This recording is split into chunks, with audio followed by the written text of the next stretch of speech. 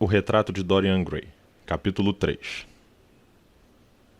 Às 12h30 do dia seguinte, Lord Henry Wotton caminhou desde a Curzon Street até o Albany para ir visitar o tio, Lord Fermor, velho solteirão genial de maneiras algo grosseiras, a quem o mundo lá fora chamava de egoísta por não extrair qualquer vantagem específica dele, considerado, porém, pela sociedade, generoso por alimentar as pessoas que o divertiam.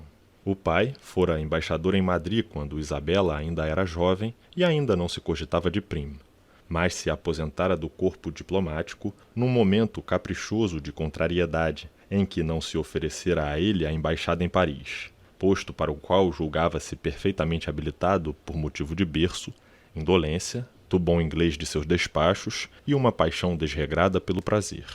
O filho, que fora secretário do pai, renunciara com o chefe, de modo meio ingênuo, como se pensou na ocasião, e tendo permanecido no cargo alguns meses mais, lançou-se ao estudo sério da grande arte aristocrata do não fazer absolutamente nada.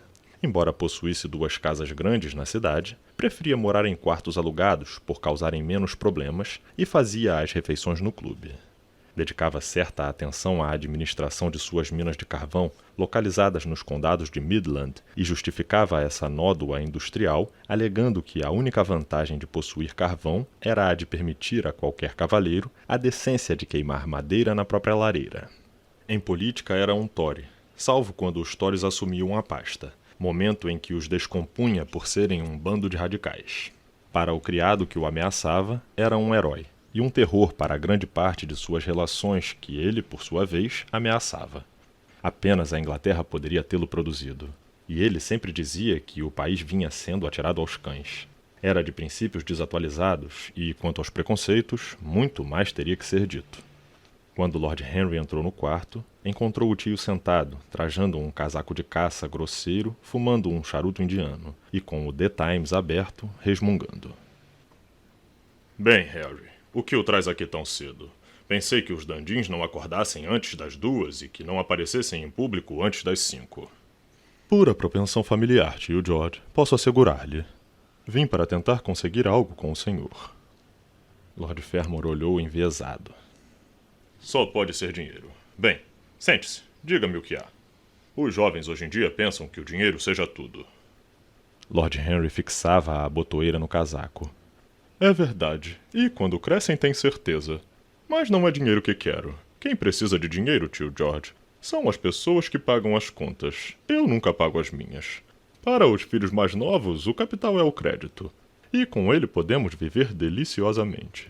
Além disso, sempre faço meus negócios com os verdadeiros de Dartmoor. Eles, portanto, nunca me incomodam. O que quero é informação útil. É claro, informação inútil. Bem, Harry, posso informar sobre qualquer coisa que conste do livro azul do Parlamento, embora aquele pessoal hoje em dia escreva um monte de bobagens. Quando eu estava na diplomacia, as coisas eram muito melhores. Mas ouvi dizer que agora são admitidos por teste. O que se pode esperar? Teste, meu caro, é puro embuste, do princípio ao fim. Se o candidato for um cavalheiro, saberá o suficiente. E se não for um cavalheiro, por mais que saiba, do que valerá? O Sr. Dorian Gray não consta dos livros azuis, tio George. Lord Fermor franziu as sobrancelhas alvas espessas. Sr. Dorian Gray? Quem é? Foi isso que vim saber, tio George. Ou melhor, eu sei quem ele é. É o último neto de Lord Kelso. A mãe era uma Devereux, Lady Margaret Devereux. Quero que o senhor me fale a respeito dela. Como era? Com quem se casou? Em sua época, o senhor conheceu quase todo mundo, portanto deve tê-la conhecido. No momento, ando muito interessado no Sr. Gray. Acabo de conhecê-lo. O cavalheiro ecoou. Neto de Kelso... Neto de Kelso, claro. Conheci a mãe na intimidade. Creio que até compareci no batizado dela. Era uma garota muito, muito linda. Margaret Devereux. Deixou todos os homens furiosos ao fugir com um jovem perrapado. Um João Ninguém. Um subalterno de um regimento de infantaria, ou algo do gênero. Claro. Lembro-me de tudo como se fosse ontem. O pobre sujeito foi morto em um duelo em Spa, poucos meses depois do casamento. É uma história feia. Disseram que Kelso contratou um aventureiro, um velhaco, um brutamontes belga, para insultar o genro em público. Pagou, sir. Pagou para fazê-lo. e o sujeito estilhaçou o homem como se estilhasse um pombo. A coisa foi abafada, mas, por Deus, depois disso, durante algum tempo, Kelso teve que comer sua costela sozinho no clube. Trouxe a filha de volta, disseram-me, e ela nunca mais falou com ele. Foi um negócio sujo. A garota morreu também, no espaço de 1 ano, e deixou um filho, não foi? Esqueço-me agora como é o tipo dele. Se for como a mãe, deve ser um garoto muito bonito. Ele é muito bonito. E espero que caia em boas mãos. Se Kelso agisse de maneira correta, ele teria agora um bom pote de dinheiro à sua espera. A mãe tinha dinheiro também. Toda a propriedade Selby ficou para ela, por meio do avô. Esse odiava Kelso, julgava um cão danado. E ele era mesmo. Certa feita, ele foi a Madrid quando eu estava lá. Por Deus, quanta vergonha passei. A rainha vivia a me indagar quem era um nobre inglês que sempre discutia com os cocheiros sobre o preço da corrida. Deu-me história e tanto. Não ousei aparecer na corte durante 1 mês. Espero que tenha tratado o neto melhor do que tratava os cocheiros de praça. Não sei, mas imagino que o garoto ficará bem. Ainda não atingiu a maioridade. Sei que possui Selby, ele mesmo me disse. E a mãe dele era mesmo muito bonita? Margaret de Verret foi uma das criaturas mais encantadoras que já conheci, Harry. O que nesta terra a induziu a agir como agiu, não conseguirei compreender. Poderia ter se casado com um homem que escolhesse. Carlington era louco por ela, mas ela era romântica. Todas as mulheres da família o eram. Os homens eram insignificantes, mas, por Deus, as mulheres eram maravilhosas. Carlington chegou a ficar de joelhos por ela, ele mesmo me disse. E ela riu dele. Em toda Londres não havia uma só garota que não andasse atrás dele. Aliás, Harry, por falar em casamentos imbecis, que impostura é essa que seu pai me conta que Dartmoor quer se casar com uma americana? Será que as mulheres inglesas não são dignas dele? Está na moda, tio George, casar-se com americanas. Lord Fermor golpeou a mesa com o punho. Estou do lado das mulheres inglesas, Harry, contra o mundo inteiro. As apostas apontam para as americanas. Ouvi dizer que não são muito duráveis. Compromissos longos as exaurem, mas são importantes em corridas de obstáculos. Pegam as coisas no ar. Não creio que Dartmoor tenha qualquer chance. E o pessoal dela, quem é? Se é que tem família. Lord Henry sacudiu a cabeça, levantou-se para ir embora. As mulheres americanas escondem os pais com muita inteligência. E as mulheres inglesas, com muita inteligência, sabem esconder o passado. Será que são fabricantes de linguiça de porco? Espero que sim, tio George. Para o bem de Dartmoor. Ouvi dizer que fabricar linguiça de porco é o negócio mais lucrativo na América, depois da política. Ela é bonita? Age como se fosse bonita. Grande parte das americanas age assim. É o segredo do seu charme. Por que essas americanas não ficam na terra delas? Estão sempre a dizer que lá é o paraíso das mulheres. E eis porque, assim como Eva, estão sempre tão ansiosas para sair de lá. Até à vista, tio George. Se me demorar mais, chego atrasado para o almoço. Obrigado pela informação. Sempre gosto de saber tudo a respeito de meus novos amigos, e nada a respeito dos antigos. Onde você vai almoçar, Harry? Na casa de tia Agatha. Eu me convidei. E ao Sr. Grey, o mais recente protegido dela. Diga à sua tia Agatha, Harry, para não me aborrecer mais com pedidos de caridade. Já estou cansado deles. Essa mulher tão bondosa pensa que eu não tenho o que fazer, além de assinar cheques para as excentricidades dela? Está bem, tio George. Direi a ela. Mas não vai adiantar nada. As pessoas filantrópicas perdem toda a noção de humanidade. É a característica que as distingue. O velho cavalheiro resmungou em aprovação e tocou a campainha para chamar o criado. Pela arcada baixa, Lord Henry saiu. Desembocou na Burlington Street e rumou os passos na direção de Berkeley Square. Era essa, então, a história do parentesco de Dorian Gray. Da maneira cruel como lhe fora contada, mesmo assim o fizera estremecer a insinuação de um romance estranho, quase moderno. Uma mulher linda, que tudo arrisca por uma paixão louca, umas poucas semanas de amor alucinante, interrompidas por um crime revoltante, traiçoeiro. Meses de agonia surda e, na dor, nasce uma criança. A morte leva a mãe embora. O filho é abandonado à solidão, à tirania de um homem velho, sem amor. Claro, um cenário interessante. Fez afirmar o garoto e, da maneira como tudo ocorreu, fê-lo ainda mais perfeito. Por trás de todo o pormenor exótico existia um pormenor trágico.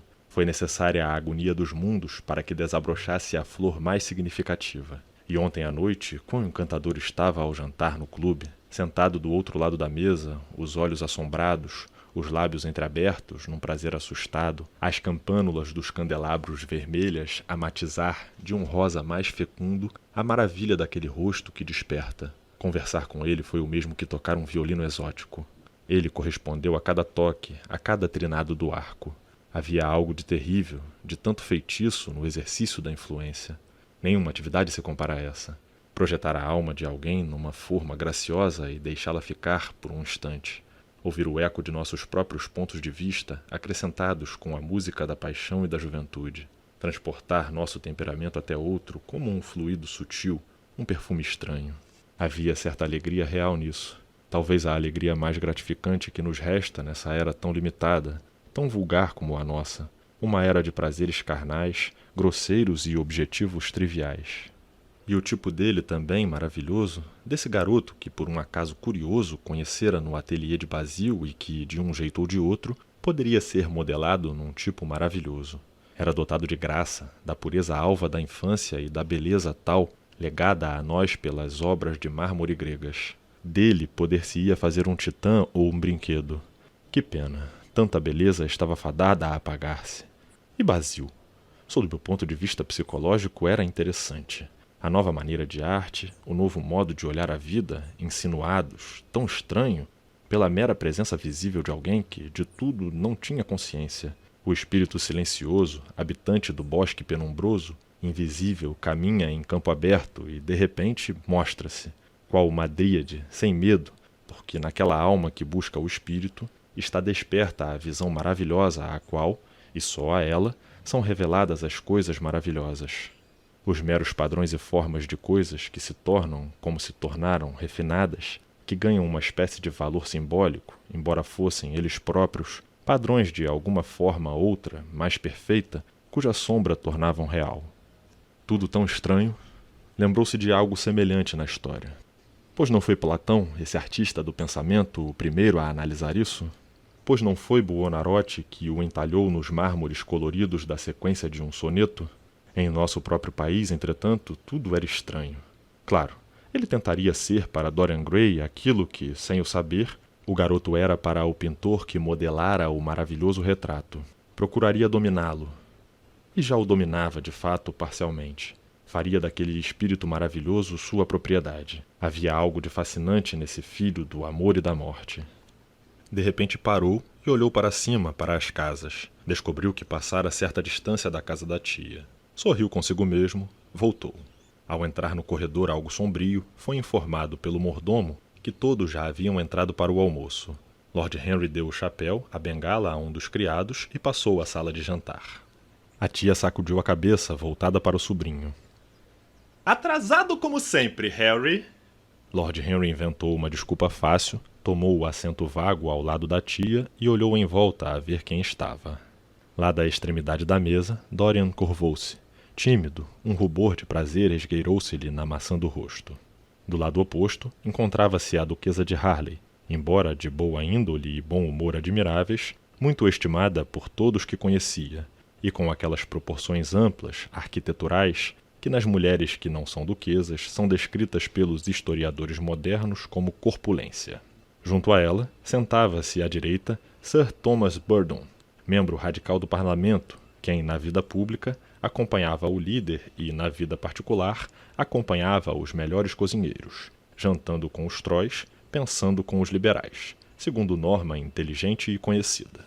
O posto à esquerda era ocupado pelo Sr. Erskine de Treadley, velho cavalheiro de encanto e cultura consideráveis, que se abandonara, entretanto, ao mau hábito do silêncio, já que, como explicara certa feita a Lady Agatha, dissera tudo o que tinha a dizer antes dos 30.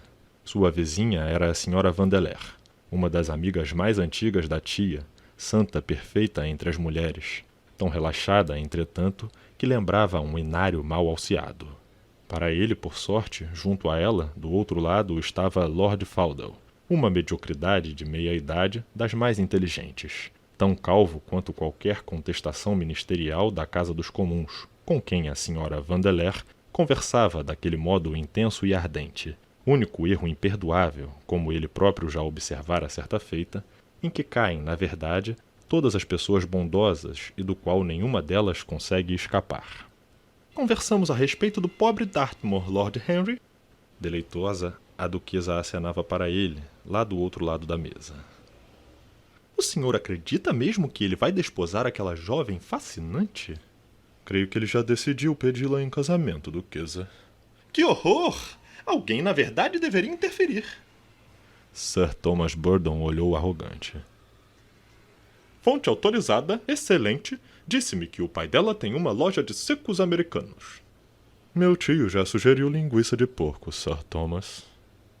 A duquesa ergueu as mãos em pasmo e acentuou o verbo. Secos? Que são secos americanos? Lord Henry servia-se de um pouco de codorniz. São romances americanos. A duquesa pareceu intrigar-se. Não se incomode com ele, meu bem. Ele nunca tem a intenção de dizer o que diz. Quando a América foi descoberta... E o membro radical começou a distribuir fatos maçantes. Como ocorre com as pessoas que desejam esgotar um assunto, o radical esgotou os ouvintes. A duquesa suspirou e exerceu o privilégio da interrupção numa exclamação. Ah, como seria bom que ela não tivesse sido descoberta. De fato, hoje em dia, nossas meninas não têm qualquer chance. Não é nada justo. Talvez a América jamais tenha sido descoberta. Eu, pessoalmente, diria que ela foi apenas detectada. Interveio o Sr. Erskine. A duquesa foi vaga. Ora, mas eu já vi espécimes de seus habitantes. Devo confessar que a grande maioria era muito bonita. E se veste muito bem também. Compram todos os vestidos em Paris. Eu gostaria de ter o suficiente para fazer o mesmo. Sir Thomas riu, sacudiu o corpo. Ele que possuía um guarda-roupa imenso de roupas refugadas da Hilmore. Dizem que quando um americano importante morre, vai para Paris. A duquesa inquiriu. Verdade? E os americanos insignificantes, quando morrem, vão para onde? Vão para a América.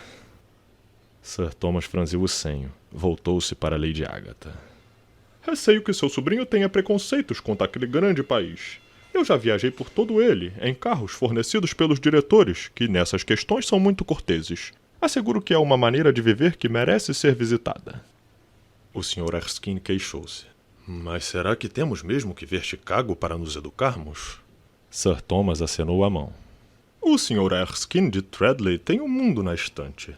Nós, homens práticos, gostamos de ver as coisas e não de ler a respeito delas. Os americanos são um povo muito interessante. São bastante sensatos e creio que essa seja a característica que os distinga. Claro, Sr. Erskine, um povo muito sensato. Posso assegurar-lhe que, entre os americanos, não há contrassensos. Ai, horrível! Sou capaz de aturar a força bruta, mas a razão bruta é por demais insuportável. Há algo de injusto em seu uso. É como um golpe baixo no intelecto. Sir Thomas enrubesceu. Não o compreendo. O Sr. Erskine sorriu. Ah, eu o compreendo, Lord Henry. O baronete voltou à conversa. Os paradoxos estão todos muito bem colocados. Qual é o paradoxo? Não vi paradoxo algum. Bem, talvez seja... O caminho dos paradoxos é o caminho da verdade. Para testar a realidade, devemos assisti-la na corda bamba. Quando as verdades se transformam em acrobatas, podemos julgá-las. Valha-me paciência! Como vocês homens discutem! Tenho certeza de que não vou conseguir perceber sobre o que vocês falam. Ora, Harry, você me envergonha. Por que você tenta persuadir nosso simpático Dorian Gray de desistir do East End? Asseguro-lhe que ele seria valiosíssimo. Gostariam muito de ouvi-lo tocar. Quero que ele toque para mim. Lord Henry lançou o olhar até o outro lado da mesa e, em resposta, detectou um soslaio vívido. Lady Agatha prosseguiu. Mas em Whitechapel, as pessoas são tão infelizes... Lord Henry deu de ombros. Posso ser condescendente com qualquer coisa, menos com o sofrimento. Não posso ser benevolente com o sofrimento. O sofrimento é feio, horrível demais, aflitivo demais. Há algo de muito mórbido na condescendência moderna para com a dor. Deveríamos condescender com a dor, com a beleza, com a alegria de viver. Quanto menos for dito a respeito das agruras da vida, melhor. Sério, Sir Thomas sacudiu a cabeça. Mesmo assim, o East End é um problema muito importante. Muito mesmo. É o problema da escravidão, e tentamos resolvê-lo divertindo os escravos. O político olhou cortante. Que mudanças, então, você propõe? A única coisa que desejo mudar na Inglaterra é o clima. A mim me satisfaz a contemplação filosófica. Porém, como o século XIX faliu de tanto esbanjar condescendência, sugiro que façamos um apelo à ciência para que nos aprumemos. A vantagem das emoções é que elas nos desencaminham, e a vantagem da ciência é que ela não é emocional. Tímida, a senhora Vandeleur aventurou. Mas temos responsabilidades sérias. Muito sérias. Lord Henry lançou o olhar até o Sr. Erskine. A humanidade leva a si mesmo muito a sério. É o pecado original do mundo. Se os homens das cavernas soubessem rir, a história teria sido diferente. Bem reconfortante o senhor é. Sempre me sinto bastante culpada quando venho visitar sua querida tia, pois não estou nem um pouco interessada no East End. Para o futuro, pretendo poder olhá-la nos olhos sem corar. Rubores, duquesa, são sempre bem-vindos. Quando se é jovem, sim. De repente, uma senhora como eu enrubesce é um mau sinal. Ah, Lord Henry, eu gostaria que o senhor me ensinasse a ser jovem novamente. Por um momento, Lord Henry pensou. Depois, olhou para ela, do outro lado da mesa. A senhora duquesa seria capaz de se lembrar de algum grande erro que tivesse cometido em tenra idade? De muitos, receio. Então cometa-os de novo. Para se recuperar a juventude, basta fazer as mesmas loucuras. Uma teoria deliciosa. Tentarei colocá-la em prática. Uma teoria perigosa. Lady Agatha meneou a cabeça, mas não pôde deixar de achar divertido. O Sr. Erskine escutava. Sir Thomas prosseguiu. É verdade. Esse é um dos grandes segredos da vida. Hoje em dia, a maioria das pessoas morre de uma espécie de consenso servil e, quando já é tarde demais, descobre que as únicas coisas que não nos arrependemos são os nossos erros. Uma gargalhada percorreu a mesa. Lord Henry brincou com a ideia, obstinou-se. Lançou-a ao ar e transformou-a. Deixou-a escapar, recapturou-a. Pela iridescente com fantasia, deu-lhe asas com o paradoxo. A exaltação da loucura, enquanto prosseguia, elevava-se à condição de filosofia, e a própria filosofia rejuvenesceu, alcançou a música louca do prazer, trajando, imaginemos, o manto manchado de vinho e a coroa de Hera. Dançou qual um bacante pelas colinas da vida e zombou de Sileno, lerdo porque estava sóbrio.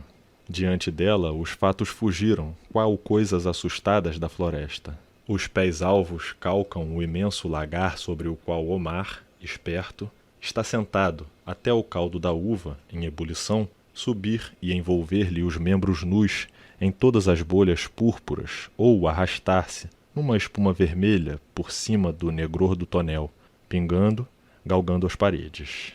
Extraordinária improvisação. Sentiu que os olhos de Dorian Gray nele se fixavam, e a consciência de que naquela plateia havia alguém cujo temperamento desejava fascinar parecia dotar-lhe de argúcia e sabedoria, e emprestar-lhe cor à imaginação. Ele era brilhante, fantástico, irresponsável. Encantava os ouvintes, tirava-os de si mesmo, e eles acompanhavam-lhe o cachimbo, rindo. Dorian Gray, por um instante sequer, não desviou o olhar. Apenas permaneceu sentado, como quem está enfeitiçado. Nos lábios, os sorrisos a se perseguirem uns aos outros, e nos olhos que turvavam, a admiração a solenizar-se. Por fim, fardada com o traje da época, a realidade adentrou o recinto, na forma de um criado, para avisar a duquesa que a carruagem a esperava. Ela comprimiu as mãos em desespero irônico. Que pena, tenho que ir-me. Tenho que ir apanhar meu marido no clube, para levá-lo a uma reunião absurda nos apartamentos Willy que ele presidirá. Se me atrasar, ficará furioso, tenho certeza. E com este chapéu de plumas, não poderei fazer escândalo. É muito frágil. Uma palavra áspera o faria em pedaços. Não, tenho que ir-me, cara Agatha. Até a vista, Lord Henry. O senhor é tão agradável, mas terrivelmente desmoralizante. Tenho certeza de que não saberia o que dizer a respeito dos seus pontos de vista. Venha jantar comigo uma noite dessas. Terça-feira? O senhor está descompromissado na terça-noite? Lord Henry curvou-se. Pela senhora, desfaço qualquer compromisso, duquesa. Ora, muito simpático, mas também muito incorreto de sua parte. Pois então venha mesmo. A duquesa deslizou o recinto afora, acompanhada por Lady Agatha e as demais senhoras. Quando Lord Henry sentou-se novamente, o Sr. Erskine girou, tomou uma cadeira próxima a ele, pousou-lhe a mão no braço. O senhor fala tanto em livros? Por que não escreve um? Gosto tanto de livros, Sr. Erskine, que nem me preocupo em escrevê-los. Claro que gostaria de escrever um romance tão encantador e tão real quanto um tapete persa. Mas o único problema literário existente na Inglaterra está voltado para jornais, cartilhas e enciclopédias. Dentre todos os povos do mundo, são os ingleses os que possuem o menor sentido da beleza da literatura. Receio que o senhor tenha razão. Eu mesmo costumava nutrir ambições literárias, mas já há muito desisti delas. E agora, meu jovem amigo, se o senhor me permite chamá-lo assim, posso perguntar-lhe se o senhor teve mesmo a intenção de dizer tudo aquilo que nos disse durante o almoço? Eu já quase me esqueci do que eu disse. Foram coisas ruins? Na verdade, foram muito ruins. Eu, de fato, considero-o muito perigoso. E se algo acontecer à nossa boa duquesa, deveremos considerá-lo o responsável primário. Mas gostaria de conversar com o senhor a respeito da vida. A geração em que nasci era entediante. Qualquer dia desses, quando o senhor se cansar de Londres, venha até Treadley para expor-me sua filosofia do prazer, mergulhado em certo Borgonha notável que tenho a sorte de possuir. Ficarei encantado. Visitar Treadley seria um grande privilégio. Um anfitrião perfeito, uma biblioteca perfeita.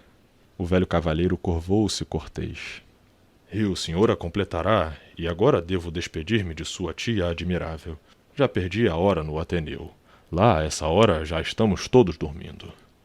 Todos, Sr. Erskine? Somos 40, em 40 poltronas. Estamos treinando para a Academia Inglesa de Letras. Lord Henry Hill levantou-se. Irei até o parque. Ao passar pela porta, Dorian Gray tocou-o no braço. Posso ir com o senhor? Ora, pensei que você tinha prometido a Basil Hallward ir vê-lo. Eu preferiria ir com o senhor. Claro, eu sinto que tenho que ir com o senhor. Por favor, o senhor promete conversar comigo o tempo todo? Não há como o senhor quem converse de maneira tão maravilhosa. Ora, eu já falei muito por hoje. Agora, tudo o que eu quero é olhar a vida. Você pode vir e olhá-la junto comigo, se é que se interessa por isso. Canal Rafali. Harry, o que você acha de gente que não se inscreveu no canal até agora? O mal de todo ser humano medíocre é achar que tem que ter uma opinião para tudo. Portanto, eu não acho nada.